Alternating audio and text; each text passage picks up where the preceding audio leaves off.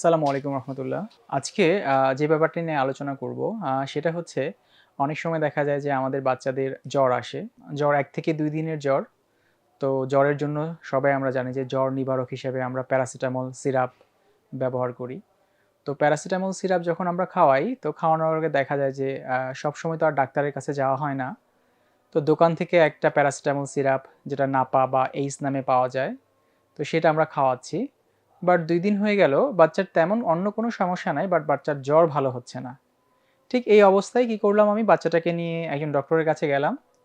সেই ডক্টরও শুধু প্যারাসিটামল সিরাপটাই রাখলেন বা নাপা সিরাপটাই রাখলেন, বাট বাচ্চার জ্বর ভালো হয়ে গেল। এখানে ম্যাজিকটা কি? তো চলুন আসলে দেখি যে আসলে আমি দোকান থেকে যে কিনে প্যারাসিটামল যে ওষুধটা খাইয়েছিলাম বাচ্চাকে জ্বর কমানোর জন্য, সেটাতে জ্বর কমলো না। বাট ডক্টরের কাছে গেলাম, ডক্টর একই প্যারাসিটামল রাখলেন, বাট কি এমন করলেন সে যে বাচ্চার ওই প্যারাসিটামলে জ্বর ভালো হয়ে গেল? চলুন সেটা আমরা শিখি। আমি যে দোকান থেকে প্যারাসিটামল সিরাপটা কিনে এনেছিলাম, যেটা বাজারে নাপা বা এইস নামে পাওয়া যায়। ধরে নিলাম ওই আয়ান বাচ্চাটার ওজন হচ্ছে ১২ কেজি। ধরে নিলাম ১২ কেজি। তো আমরা জানি প্রত্যেকটা প্যারাসিটামল সিরাপের গায়ে লেখা থাকে যে ১ চামচে কতটুকু থাকে। চামচে থাকে ১২০ মিলিগ্রাম। আমাদের একটু জানা দরকার যে আসলে এই বাচ্চার কতটুকু প্যারাসিটামল দরকার। ফার্মেসি ম্যান যারা বেশিরভাগই প্যারাসিটামল সিরাপ দিয়েছেন, তিনি কখনো জিজ্ঞেস করেন নাই যে বাচ্চার ওজনটা কত। সে কি করেছেন, প্যাকেটের গায়ে যেইটা লেখা ১ থেকে ২ বছর বাচ্চার জন্য এতটুকু প্যারাসিটামল দেয়া যায়, ওইভাবে দিয়েছেন। তো আমরা যেটা করব, খুবই সহজ একটা ব্যাপার, সেটা হচ্ছে আমরা এতটুকু মনে রাখবো যে ১ কেজি ওজনের জন্য বাচ্চার প্যারাসিটামল লাগবে ১৫ মিলিগ্রাম। সহজ কথা, ১ কেজির জন্য লাগবে ১৫ মিলিগ্রাম। যেহেতু বাচ্চার এখন ওজন হচ্ছে ১২ কেজি, তাহলে সহজ কথা, ১২ কেজি প্যারাসিটামলের জন্য কতটুকু লাগবে? ১২ ইন্টু ১৫। তাহলে এটা কতটুকু আসবে? ১৮০ মিলিগ্রাম। তাহলে ১ চামচে আছে ১২০ মিলিগ্রাম। তাহলে এই বাচ্চাকে যদি আমি ১.৫ চামচ সিরাপ দিই, অর্থাৎ ১ চামচের সাথে আরও আধা চামচ যোগ করি, তাহলে হয়ে গেল তার ১৮০ মিলিগ্রাম, অর্থাৎ ১.৫ চামচ সিরাপ তার লাগবে প্রতি বেলার জন্য।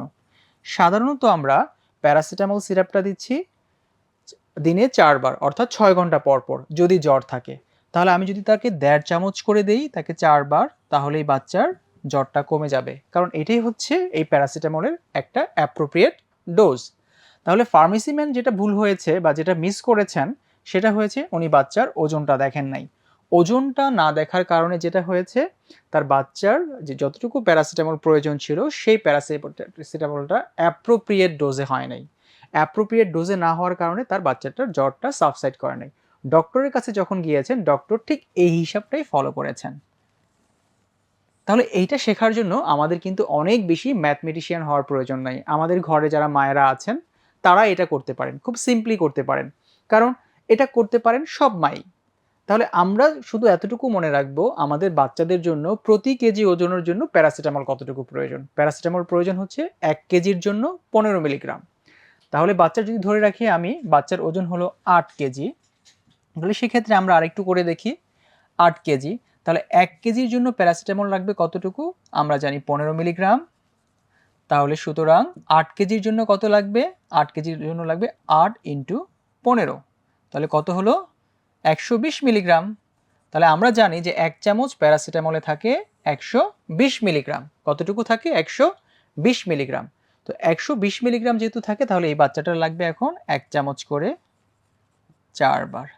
ম্যাজিক হচ্ছে এটাই। তাহলে আমরা যদি এতটুকু সিম্পল একটা জিনিস মনে রাখতে পারি যে আমার বাচ্চার ওজন কত, আমি সেই ওজন দিয়ে ১৫ দিয়ে গুণ করব। ১৫ দিয়ে গুণ করলে যত মিলিগ্রাম আসে আমি তত মিলিগ্রাম সিরাপ দিব। অর্থাৎ আমি জানি যে আমার ১ চামচ আছে ১২০ মিলিগ্রাম, বাচ্চার যদি ২৪০ মিলিগ্রাম লাগতো, তাহলে কি করতাম আমি? প্রতি বেলার জন্য তাকে ২ চামচ করে প্যারাসিটামল সিরাপ দিতাম। এটাই হচ্ছে আমাদের আইডিয়াল হিসাব। তাহলে দেখেন, খুব সিম্পল একটা ব্যাপার। আমরা যদি এতটুকু জানি, এতটুকু জানলেই আমাদের কিন্তু হয়ে যাচ্ছে যে আমার বাচ্চার জন্য আমি অ্যাপ্রোপ্রিয়েট কতটুকু প্যারাসিটামল দিব। ঠিক এইটা না জানার জন্যই ওই ডক্টরের কাছে গিয়ে তার জ্বরটা ভালো হয়ে গেছে, বাচ্চার জ্বর। আর এটা না জানার জন্য দেখা যাচ্ছে ওই ফার্মেসি ম্যান যিনি এটা জানতেন না বা এটাকে ইভালুয়েট করেন নাই, তার বাচ্চার জ্বরটা ভালো হয়নি। ম্যাজিকটা এইটাই। সো এই সিম্পল জিনিসটা যদি আমরা জানতে পারি তাহলেই কিন্তু দেখা গেল আমরা আমাদের বাচ্চার ২-১ দিনের জ্বরের জন্য কতটুকু প্যারাসিটামল খেতে হবে সেটা আমরা জানলাম, এবং সেই অনুযায়ী আমরা বাসায় এটলিস্ট ২ থেকে ১ দিন বা ৩ দিন অপেক্ষা করে এই ডোজে আমরা প্যারাসিটামল দিতে পারলাম। খুব সহজ নিয়ম। প্যারাসিটামল দিনে কয়বার দিতে হয়? দিনে সাধারণত আমরা ৪ বার দিই ৬ ঘন্টা পর, পর যদি জ্বর থাকে। জ্বর না থাকলে প্যারাসিটামল দেওয়ার দরকার নেই। এখন আসেন এখান থেকে আরো একটা জিনিস আমাদের একটু জানা প্রয়োজন। প্যারাসিটামল কম দিলে কি হচ্ছে এবং প্যারাসিটামল বেশি দিলে কি হচ্ছে? তাহলে একটা আমরা জেনে গেলাম যে প্যারাসিটামল কম দিলে যেটা হচ্ছে, প্যারাসিটামল কম দিলে বাচ্চার জ্বর কমতেছে না। আর যদি দেখি প্যারাসিটামল বেশি হয়ে যাচ্ছে তাহলে কি হবে? ধরে নিলাম একটা বাচ্চার ওজন খুব কম, আন্ডারওয়েট। সাধারণত কি ধরে নিলাম একটা ৩ বছরের বাচ্চার হওয়ার কথা ছিল আপনার ৫ কেজি থেকে ৬ কেজি ধরে নিলাম। সেই বাচ্চাটার ওজন ৩ কেজি হলো। তাহলে যখন ৩ কেজি হবে তার মানে সে আন্ডারওয়েট। তাহলে দেখেন আমি যদি সেই প্যারাসিটামল প্যাকেটের গায়ে যতটুকু লেখা আছে যে হচ্ছে ১ থেকে ২ বছরের বাচ্চার জন্য এতটুকু প্যারাসিটামল দিবেন সেভাবে দেই, তাহলে দেখা যেতে পারে এখন কি হবে এখানে ওভারডোজ হয়ে যেতে পারে। অর্থাৎ মাত্রা যদি বেশি হয় তাহলে কি হবে?